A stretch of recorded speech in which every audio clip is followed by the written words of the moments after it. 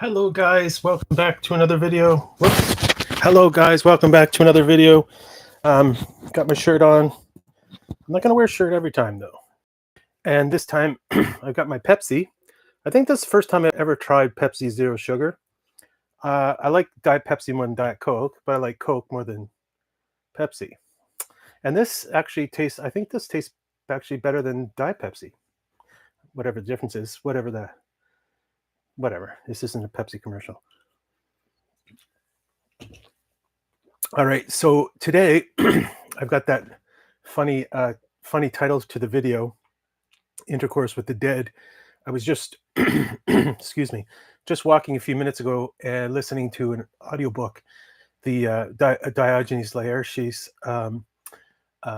Lies of the Eminent Philosophers, or whatever it's called. You should definitely read that book. Definitely. I mean, some parts of it are really boring to the majority of people, but it offers an excellent window onto the ancient philosophical world. Anyway, I will talk about it in the future, do a book review on it. Okay, so today I wanted to talk about something that came out of the chapter in that book on Zeno. You know, you've probably heard of Zeno of Citium, and an oracle or something said to this Zeno that he should have intercourse with the dead, and by that, apparently it meant reading the philosophers, right? So Zeno, that'd be Plato, and there'd be a lot of the philosophers we don't have their books anymore. People like Heraclitus and Anaxagoras and Anaximander and blah blah blah. Okay, all those pre-Socratics. So I really liked that phrase, intercourse with the dead, and I thought that would be a cool title for a book, right? Especially a guy who writes about zombies, intercourse with the dead, because that'd be enough for people to go, what's this book about? So, okay, and I was also reading the natural law book, A History of Natural Law, basically, which I've mentioned before, and the pages I was reading today was talking about David Hume and his implication, the implications of his thought on natural law theory. And for those who know about David Hume, they know that he was a real skeptic. So he was the guy who came up with the idea, well, more or less, that you can't infer the relationship between cause and effect. And he was put in the group of the anti-rationalists, the empiricists, people like Locke. So Locke and Hume. Who else? Berkeley? No, he wasn't. He was probably an idealist. Anyway, so Hume is also famous for the implications of his thought for moral philosophy. And in terms of natural law, he said that you can't derive any rules from nature. You can't any moral rules from nature. He said that and this would lead, of course, to sort of a pragmatic. This is just what we do. You can see how it gets into the power ideas of Marx and so on.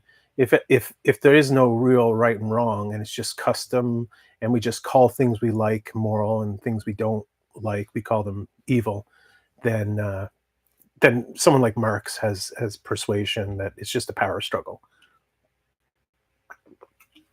So it's not a new idea, of course, that morality is just people's preferences, and morality is culturally relative. That's not a new idea.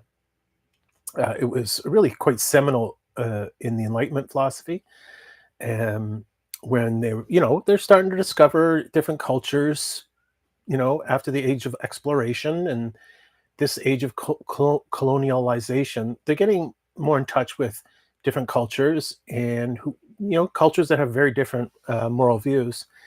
And this has had strong implications for philosophy in Europe, right? So what I want to talk about, now that I'm halfway through the 10 minutes, what benefit is philosophy? Okay, one of the things that was said about Zeno, someone said that he was happy. Okay, now that means he was a good philosopher and a good person, right? If you're happy, then you've achieved the end of philosophy, right? That's the goal of philosophy, said Aristotle, and said common sense is the goal of human life is to be happy. And Aristotle said basically, if you're happy, then you've been being you're good at being human, right? Being good at being human. I'm not happy. I'm not a happy person. I'm a depressed person. So, am I bad at being human? It stands to reason, then, doesn't it? So, I ask you this question: uh, How do we learn to be happy? And does philosophy have a role to play in that? I mean, all philosophers since before Socrates, Socrates and Plato said that basically knowledge is goodness, and goodness is knowledge. Yeah, and you can see how Aristotle's tweaks that a bit too. They didn't all mean the same thing by it, but they're certainly um, on the same page anyway. So, intercourse with the dead. What can we learn from those who come before us? Now, I think there's different ways to look at the question. It's definitely it's definitely why I read the classics. And I spent most of the last, I don't know, let's just say 10 years reading classic literature, much more than classic philosophy, the word philosophy. But I mean, I still read philosophy, but not as much as literature, I'd say. Most, if you look around my room here, most of the books are by or about classic authors, uh, before the contemporary age. Why? Well, doesn't history have a winnowing effect? Is that the word I'm looking for? Basically, it if you look at the difference between a used bookstore and a new bookstore, there's better books in the used bookstore because nobody keeps crappy books. So over time, we just have the good stuff left, basically, more or less, right? So it's not that people wrote a higher percentage of good books in the past, which is true actually. It's that the crappy books don't make it to the through time. That doesn't mean that they're valuable. It just means nobody liked them, or just means people like them. Um, but is there anything of substance to my thought that we have a great deal to learn from the past? And I don't want to just simply summarize it up with the old adage, those who don't learn from history are doomed to repeat it. Doesn't matter. That's not what I'm talking about. I don't care about the world. I care about me. I care about the soul. So I don't care if the world goes off and has a second Holocaust or whatever. Well, I do, but I really don't. I'm not going to live my life to avoid a second Holocaust at all cost. Um, I love the Jews. Don't get me wrong. That's not what I'm talking about. And nobody learns from the past anyway, so it doesn't matter. It doesn't matter what a little individual, does in the world. That's one of my new beliefs. It doesn't matter. People are going to do what people do. It's not your responsibility. But anyway, is there something to learn? Yes, but that's not the same question as can you learn goodness? Those are two different questions. You can learn wisdom, but you can't learn goodness, let's just suppose. And what's wisdom? Well, wisdom is something that's worked out over time. So, for instance, if you look at how good husbands have acted, then you have something to learn from that, and you can be a good husband, and wives can learn that too. And good students, how to be a good student. Well, why don't you pay attention to how good masters of education learned themselves, right? So those are things you can learn, and that's wisdom, is learning how to be successful at something, right? Doesn't mean it's going to make you happy, but yet, how is that different? Happy is not goodness.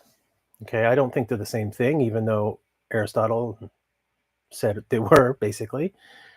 Um, but I think I have a feeling that there's more in philosophy than I've been feeling the last couple years of my depressed life, and because I was struck by, so it has nothing to do with it.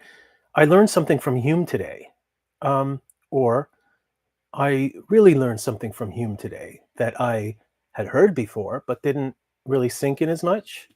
So I'm thinking to myself, did I study philosophy enough? I have a degree in philosophy, and I've been reading philosophy for 30 years, but have I learned it all? Absolutely not. Have I learned all the valuable stuff?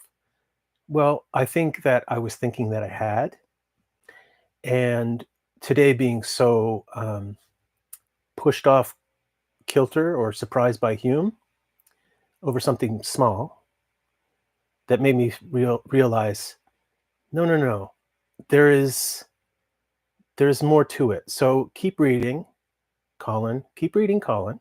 Don't read Colin. Keep reading me, and I might be surprised to learn something, and maybe to learn to be happy. So that's my thought for today. Thanks, guys.